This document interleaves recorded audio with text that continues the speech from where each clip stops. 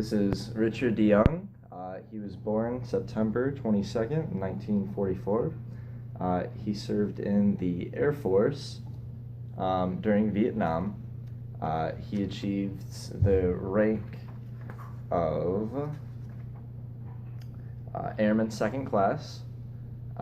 This is taking place in Caledonia, Michigan. He is my grandfather. And this interview is being conducted for the Veterans History Project at the Library of Congress. Okay. So, can you just explain to me kind of where you were born? Well, I was in Michigan, Yeah. north, up by Traverse City, Petoskey, Lakeview Hospital. Yeah, because you were born right at the sort of the end of the war in Europe. So pretty much the first of the baby boomers. No, I was last of the war babies. Yeah. 1944, and the war wasn't over till 45. Yeah, in the Pacific. So can you tell me what occupations that your parents had? My father was a police officer. My mother was a housewife and a secretary. Oh. And they both worked very hard to make ends meet, just like everybody else. Yeah. How long does your dad serve on the police force? Do you remember? 32 years. Yeah, it's a lot of service. Oh, yeah. Was it also kind of where you were born? Just in that residential area, or was it? No, that was at Grand Rapids. Grand Rapids. Okay. Yep. What kind of influenced you to serve? Like, what were you doing beforehand? Going to high school. Yeah. Instead of going to college, I decided to join up with the service because I knew things were coming and I wanted to be in on Yeah. them. A lot of my buddies at the time did the same thing. Yeah. I lost a lot of good buddies in Vietnam. That was a little later than what I did, but it was still in the 60s. Mm-hmm. Did you ever keep ties with anyone after just No. everything? No, I lost track of everybody. Yeah. The only ones, the only friends that I still have from that era are musicians, and they're all crazy. So, yeah. Did you ever join up? So when did you join up with like the Legion? Was that like the only organization? I've been a member in the Legion 30 years. I didn't join right away. Yeah. In fact, it was my wife who talked me. She didn't talk me into it, but she had just joined because of her dad, and I joined shortly thereafter. Yeah. Did you see it kind of as like remembrance, like, or just being able to kind of forget about things, or just? What, as far as the service? Yeah, just like joining the Legion. Oh, no, I didn't forget about anything. I just joined up to serve a little more. Yeah. That's all. So, Air Force. So how was the boot camp? Because we all basically know the Army boot camp. Boot camp is boot camp. Yeah. And they put you through the ringer. Yeah. If you aren't in shape when you went in, you would be when you went out.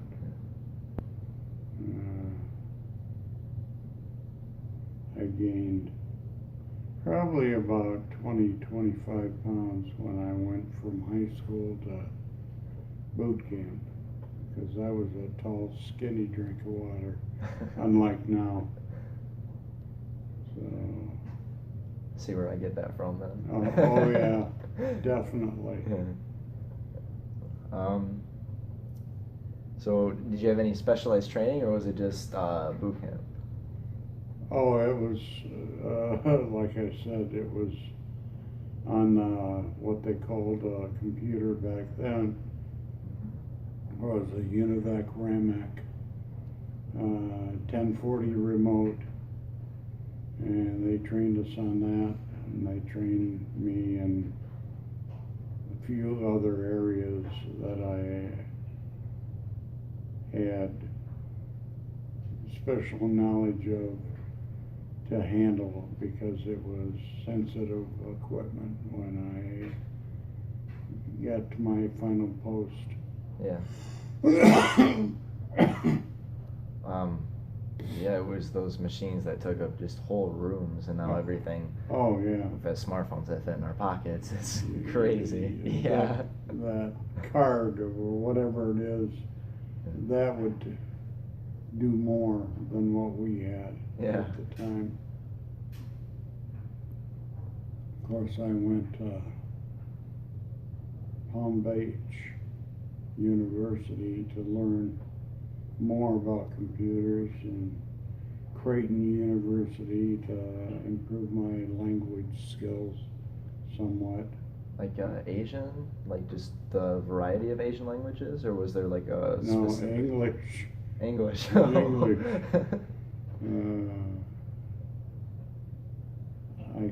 I could spell, but not that well, but I could talk to anybody about anything, because I was a reader. Yeah. I've been reading from the library since I was 9. Yeah. I love to read. Now I can't.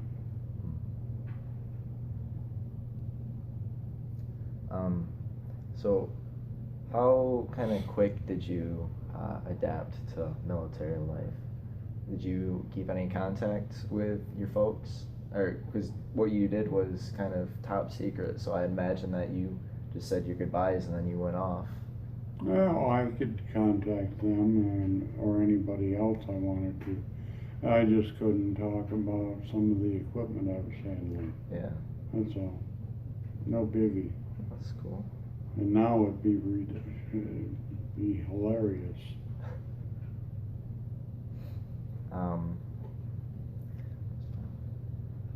So can you tell me where you were stationed?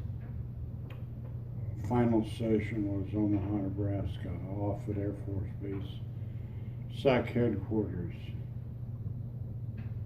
How long were you there for? 4 years.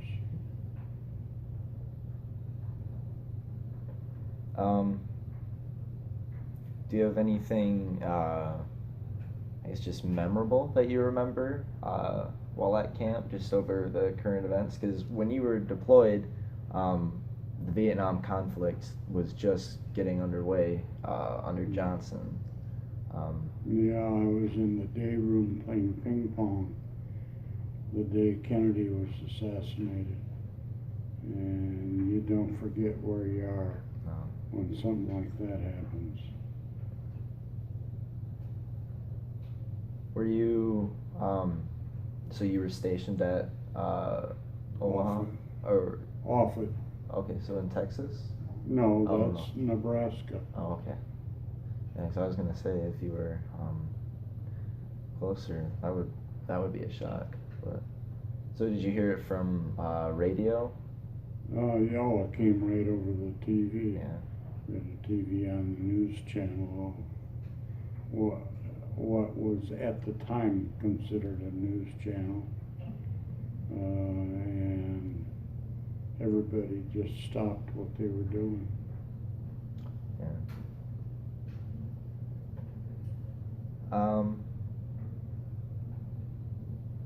So do you just remember maybe a few friends? Oh, Fred Rice. He was 6'6", black as this coal, and one of the nicest guys you ever want to meet. And he and I were pretty good buddies. Yeah. When'd you meet him? Oh God, when I transferred into Offutt, we were just good buddies.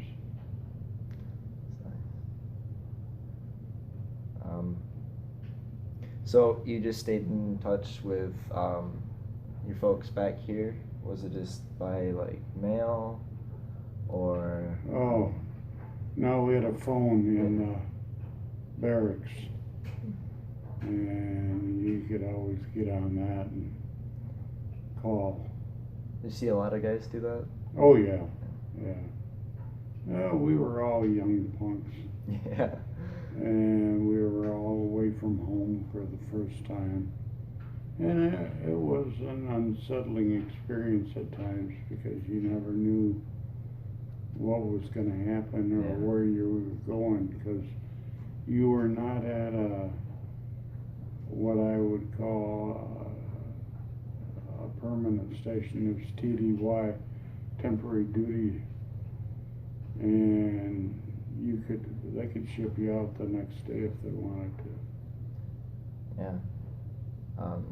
Did you have any friends that happened to? Just like oh yeah, all the time. Yeah. All the time.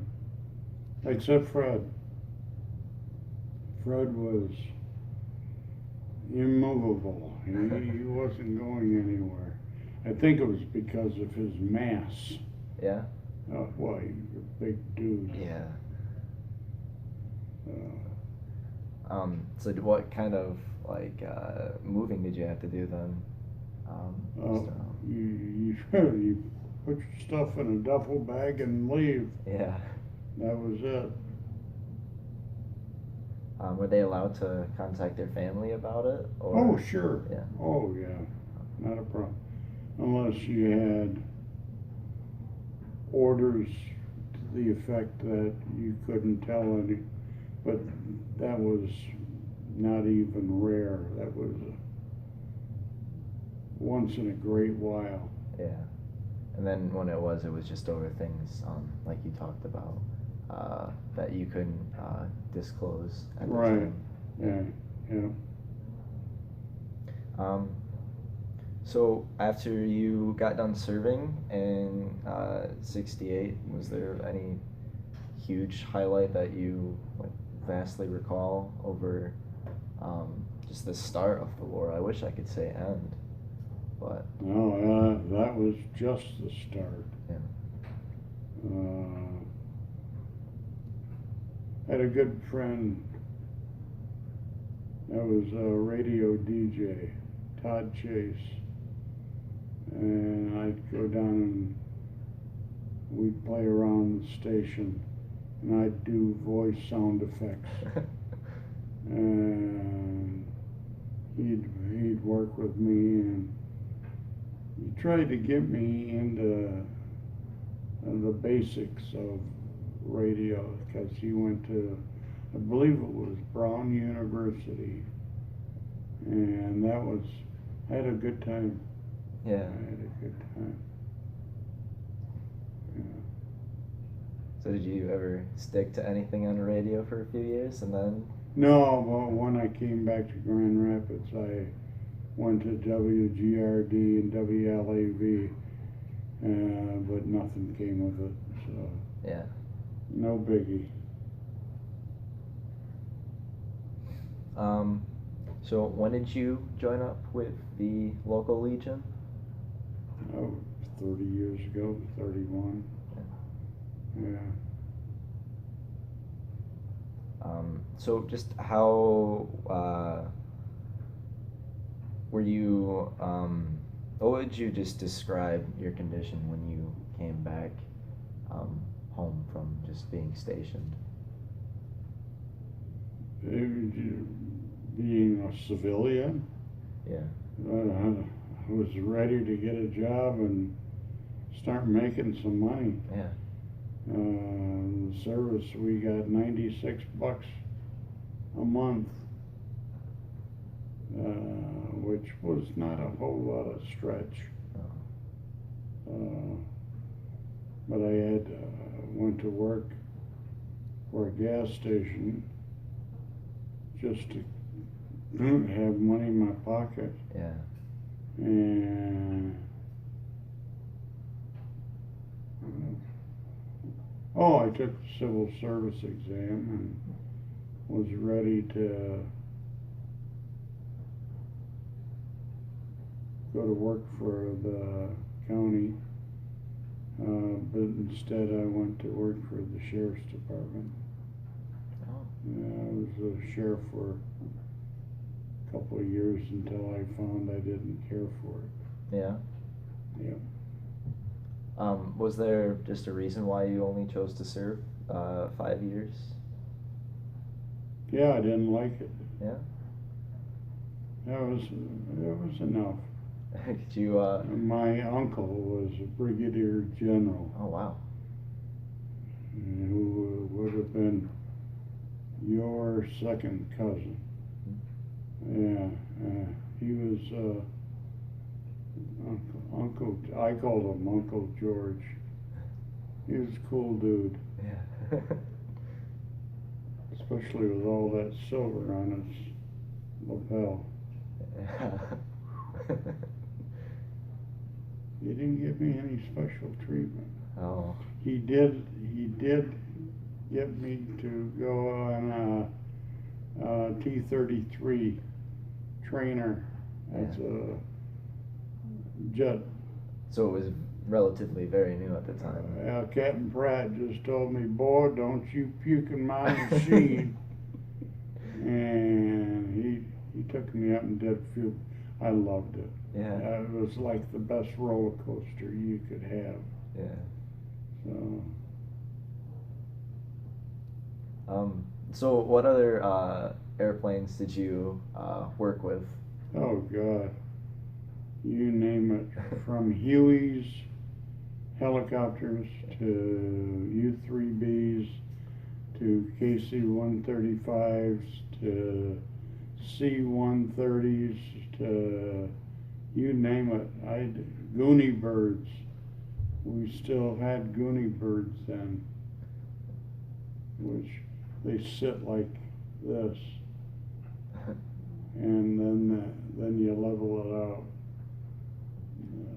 God, that was fun. Yeah.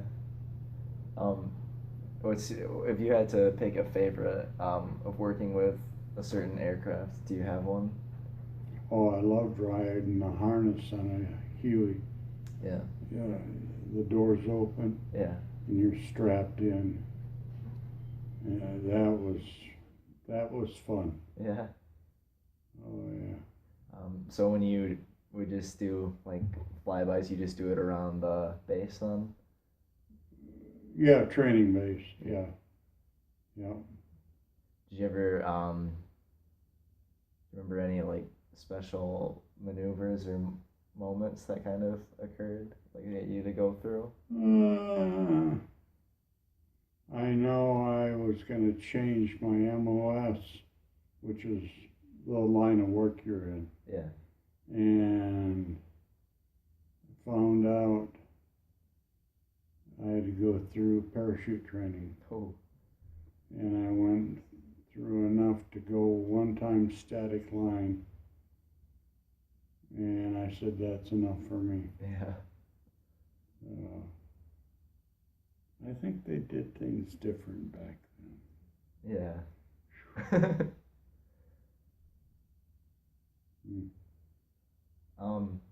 Can you kind of explain what kind of equipment you worked with?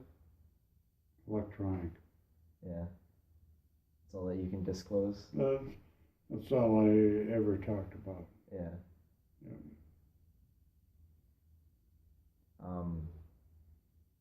So you mentioned earlier about the presidential airplane. Mm-hmm. Yeah, could you talk about that? Because that was really interesting. It was just a big airplane, Yeah. KC-135 Looking Glass. It's had the same engines, 4 engines, with 80,000 pounds of thrust per engine. You could refuel it and stay up in the air forever. Wow. So, yeah, that was some machine. And then you said when on the runway you could just hear it for Oh, miles. they had shields behind it, so it would deflect the heat and the air rush. Yeah. It was something else, because anything behind it would be destroyed if you didn't have the shields. Yeah. So, yeah, it was a nice ride. Yeah. So, did you ever work on it? No, I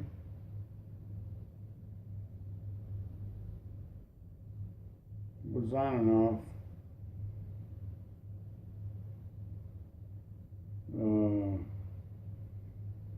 Looking glass. Yeah.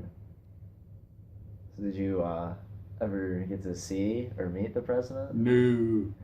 So you were just kind of kept to the compartments to kind of do your own thing in it? Yeah. Other than my uncle,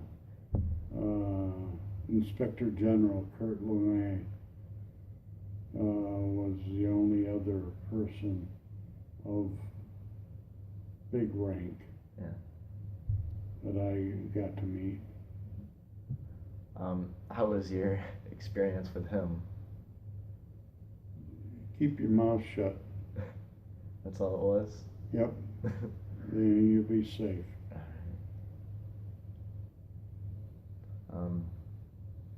So close to your end of service, things were kind of getting escalated. So did you hear? I volunteered for NOM twice. Yeah. And they turned me down. Why? They don't give you a reason. Yeah. But I said, yeah, that's enough. So yeah, this is kind of why you wanted just to come back here and get yourself a job and then just be able to kind of live, because you went out from high school and you were able to come back when you were like 23, 24. So yeah. So is that when you went back to college?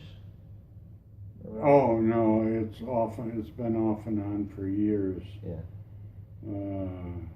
Back when I was late 20s, early 30s, I was trying to decide what to do. Yeah.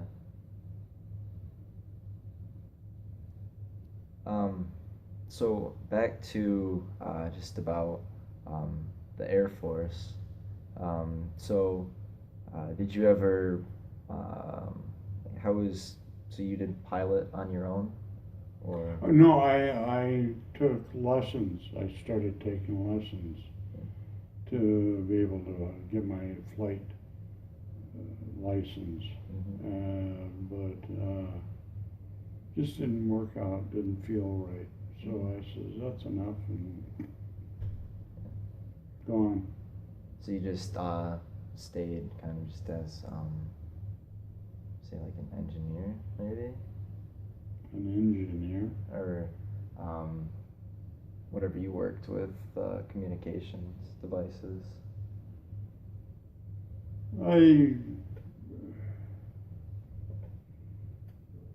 They just called it 780 section.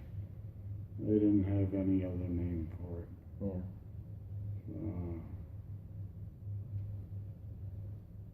I mean, if you were able to enlist, were you able to enlist in Vietnam? Would you have gone back to that in that section of the Air Force, or would you have wanted to go overseas? I would have gone where they put me. Yeah. Yeah, they don't let you decide for yourself.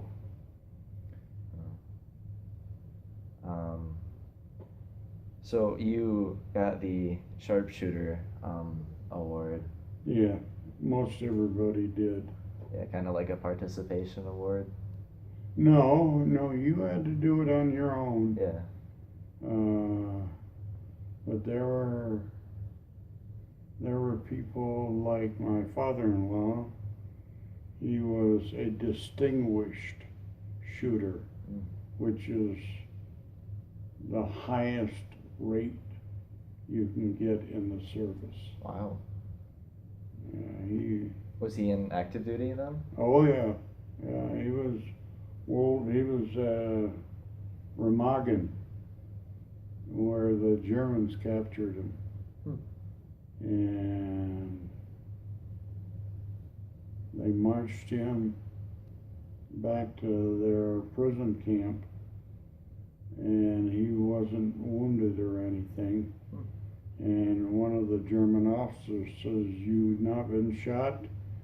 And Sarge said no, and the German officer shot him in both legs. Wow. And two of his buddies helped him get back to or they would have shot him right there for not being able to move. Yeah.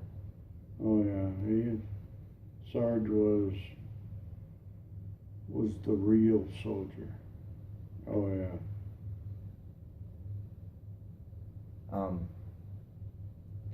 Do you know much just about his periods of service? No. He was my ROTC instructor in high school. I was on the rifle team back then, and so was my wife. We both went to the same high school together, same class, but she was 15 and I was 18. Smarter than me.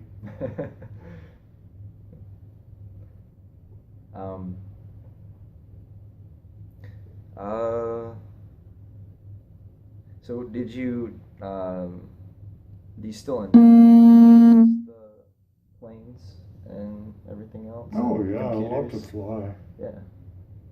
Computers, I'm not so much anymore. I can't remember them. Yeah, this is how remarkable it was from a room full to a cell phone now. Yeah. Yeah. Oh yeah. It's something else. Did you do anything else in aviation out of the military? No. Nope. Never got back into it. I suppose I could have been trained for line chef, but I didn't. Okay. Would you have anything just memorable to really reflect on your service and just your friends that you saw go? Like, how would you feel towards how the government handled that at the time?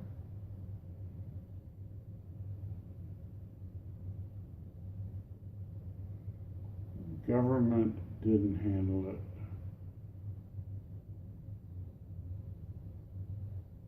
When we're at war, let the soldiers do their job. Keep the politicians out of it. Yeah. That's it. So do you think they lended more of a helping hand when you returned home? Who? Just the government, because since you weren't active duty, they didn't really bat an eye towards you. I probably could have gone back to school on the GI plan. Yeah. But I didn't.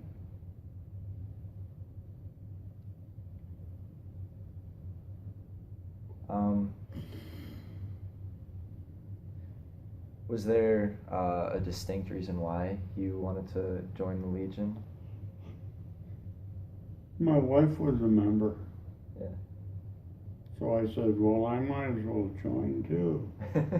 Okay. All right.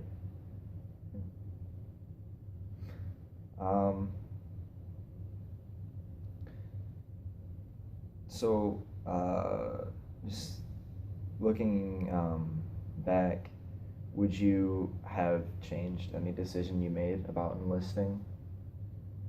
I think I would have gone in and gone to school. Yeah. College. and become an officer. Yeah. I think that's the only regret that I may have. And my Uncle George, he would have been the biggest influence. As we grew up together, basically. He was a few years older, quite a few. Yeah. But seeing him in his uniform, dress uniform, that was a sight to behold. Yeah. And then, in service, did he treat you any different? Nope. Family? Nope.